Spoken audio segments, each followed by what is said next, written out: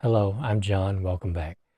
So this is part two of my reading report, and this one should go faster than the last one. So there are two fiction, two novels, and one history, and both of the novels are action thrillers, I guess. So the first is Able Team number 20, Shot to Hell, and so Able Team is like this group of three men. They are highly trained. They are like a secret force who are sent in to handle all these problems in the 80s. And in this book, there is a journalist in Nicaragua, and he comes across proof that there is a secret Soviet base. This is, what year is this? So this would have been, okay, 1985, so very much still in the Cold War period.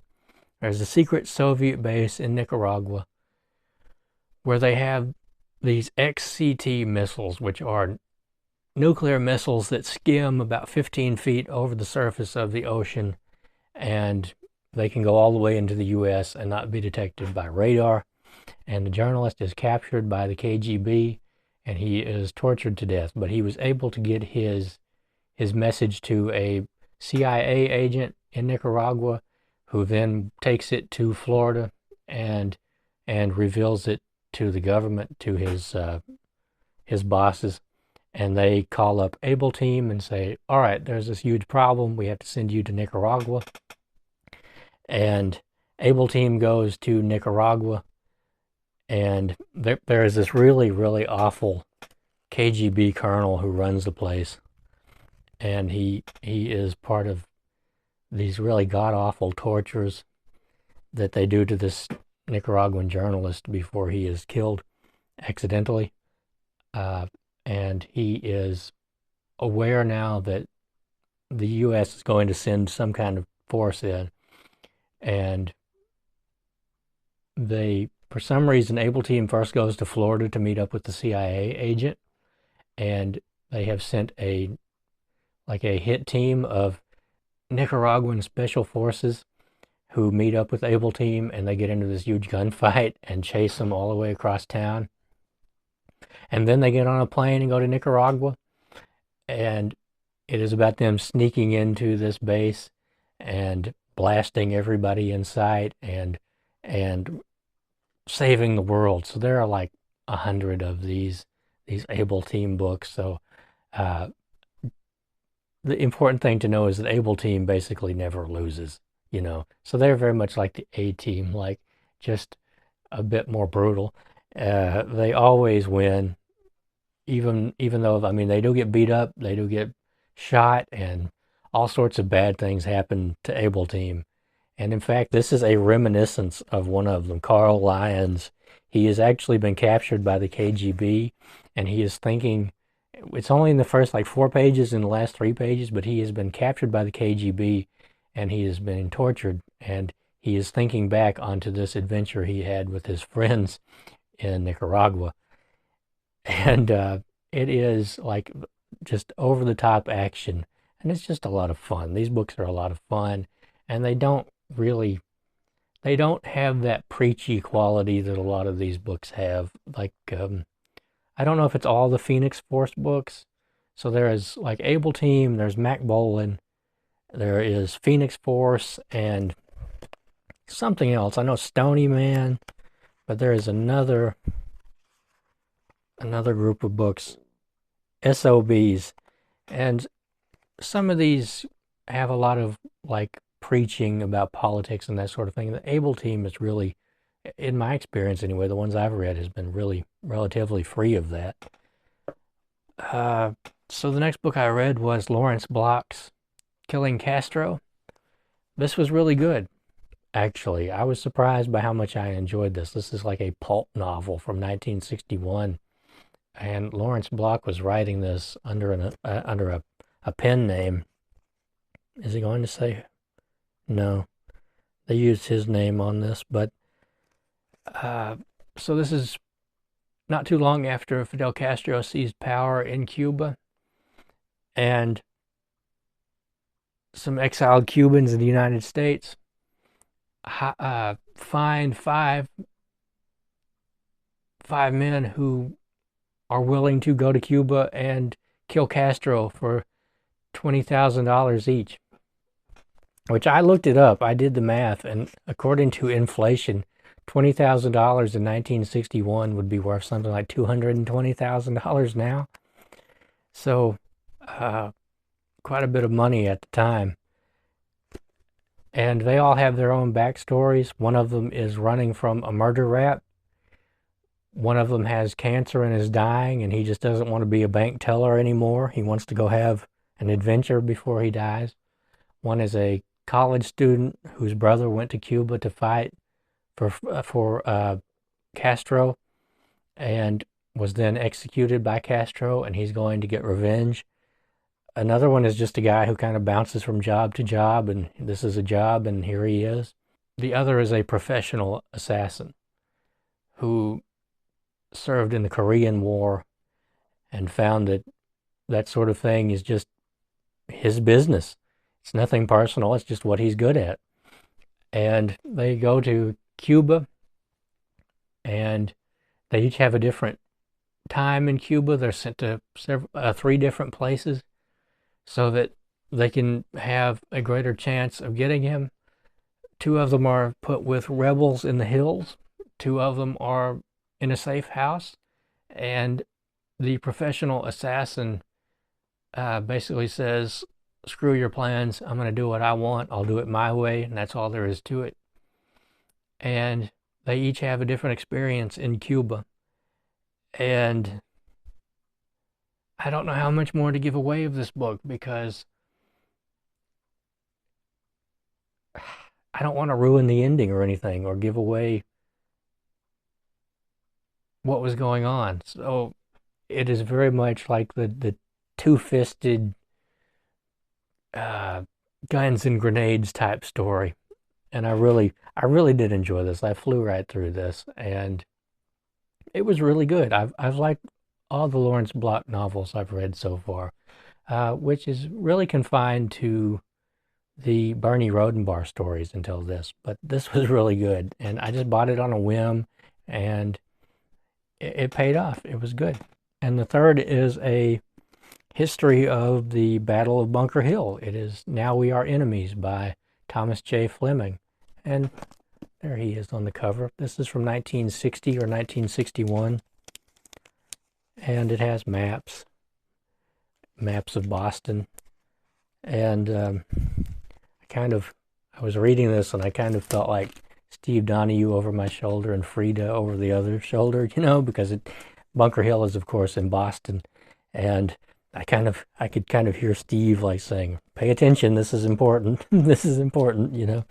I really did enjoy this. And this is about the people on the American side, on the British side, and the events that led to this first major battle in the American Revolution, which is called the Battle of Bunker Hill, but the majority of the action actually took place on Breed's Hill, which is about, from what I understand, like a half mile away.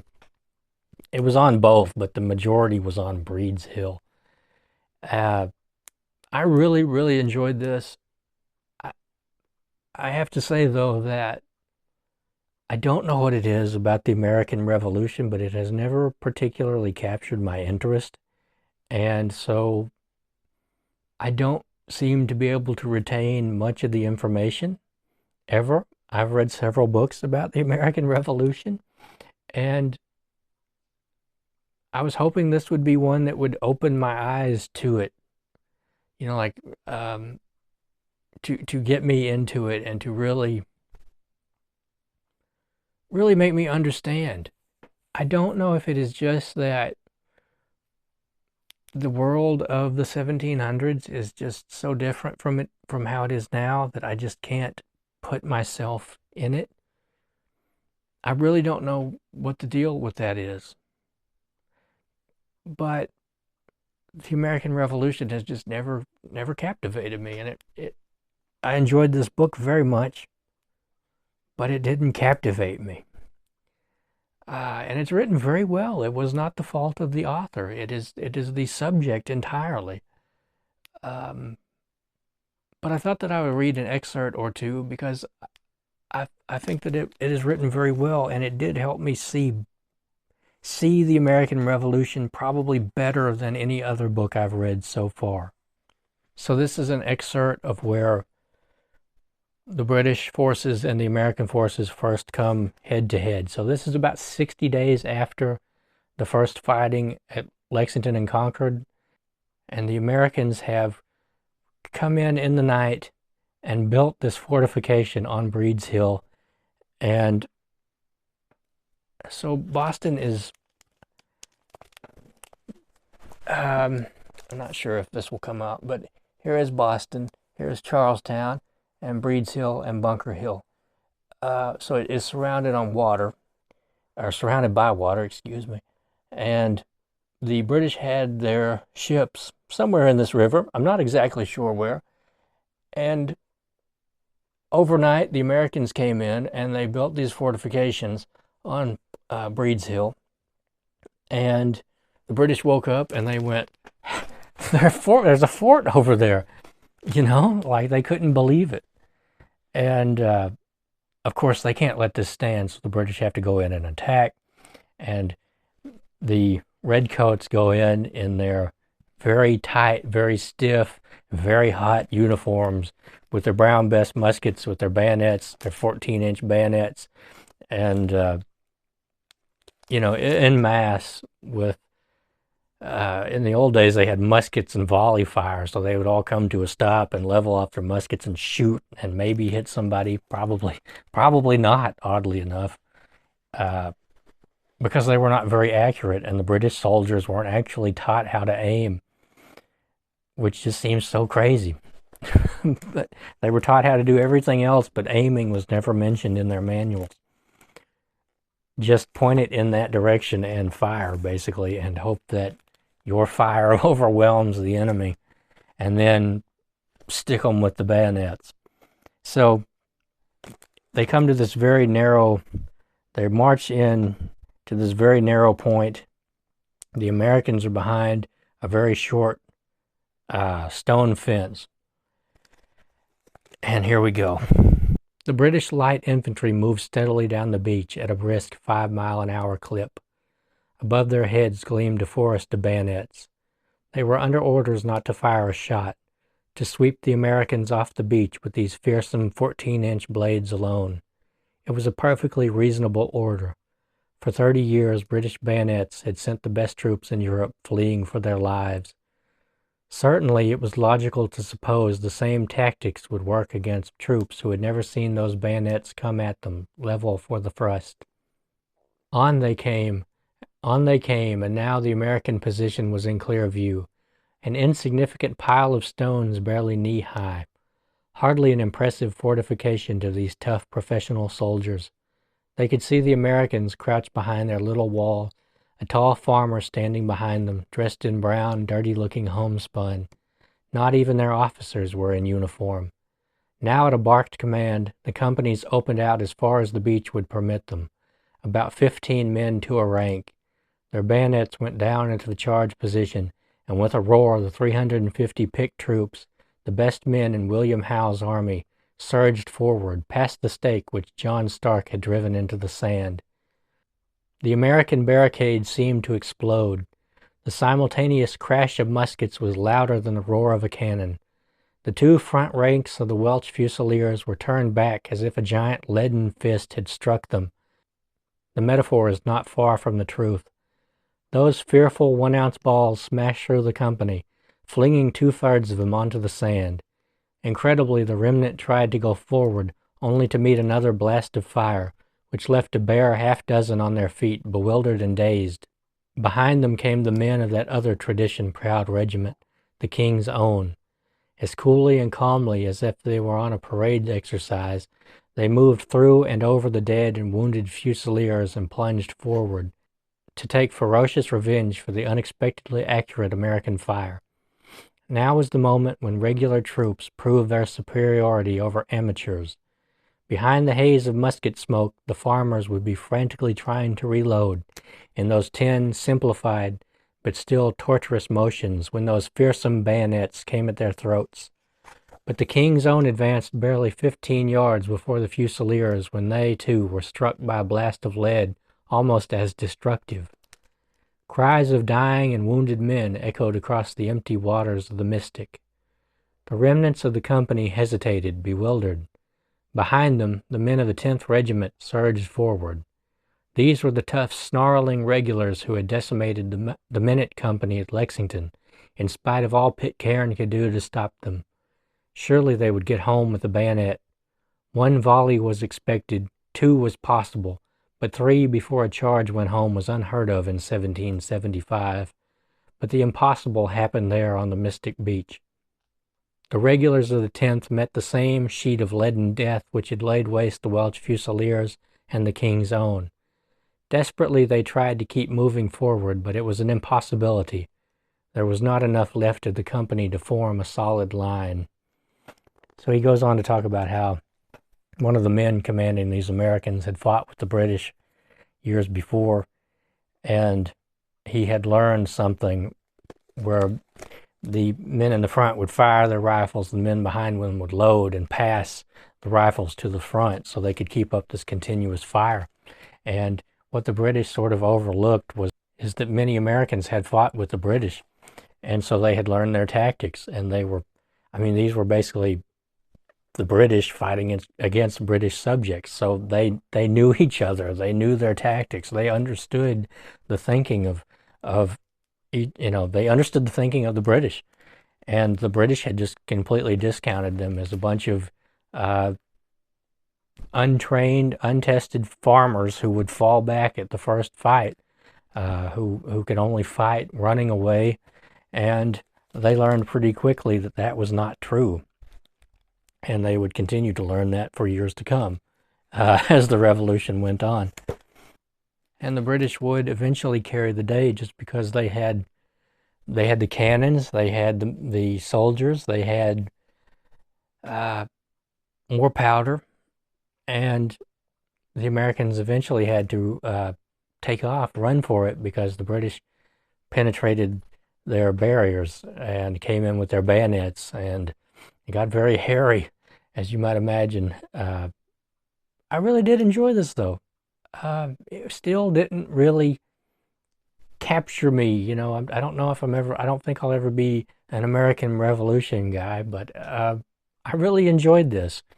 And I want to read more about the American Revolution. I just don't think it will ever be one of those subjects which hooks me and draws me in. And I think I may just have to accept that, but I'll still read about it from time to time. Yeah, very good, very good. I've had a very good time reading lately. Not a very good time making videos. I seem to have kind of lost my flow making videos. I'm